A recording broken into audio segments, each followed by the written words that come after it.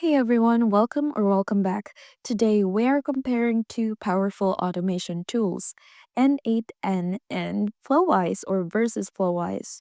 If you're building workflows or AI agents in 2025, choosing the right platform can save you a ton of time and headaches.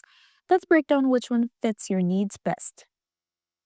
N8n is a general purpose visual programming tool for automating anything, connecting apps, services, and complex systems, while Flowise is more specialized.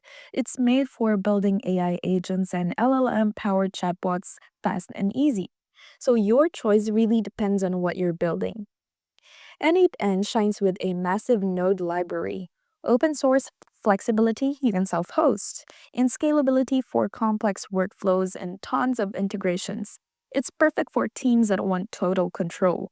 Flowise, on the other hand, offers a super intuitive, beginner friendly interface, specialized tools for prompt engineering and LLM conversation design, and faster execution, for example, AI driven workflows.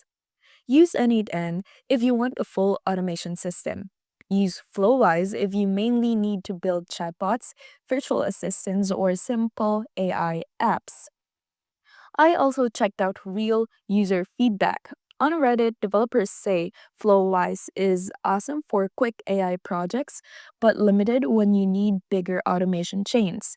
Meanwhile, N8n fans love the customization and say it's better when you want to mix AI tasks with other workflows like email automation, database syncing, and more. So, for the final breakdown, you gotta choose Flowise if you want fast, easy AI agent creation without deep coding. Choose N8n if you need a scalable, flexible solution for complex automation across apps, AIs, and systems. Both are awesome, it just depends on your goal. And that's your quick guide to N8n versus Flowise in 2025. If this helped you out, don't forget to like, subscribe, and hit that bell for more tech breakdowns. Drop your comments below.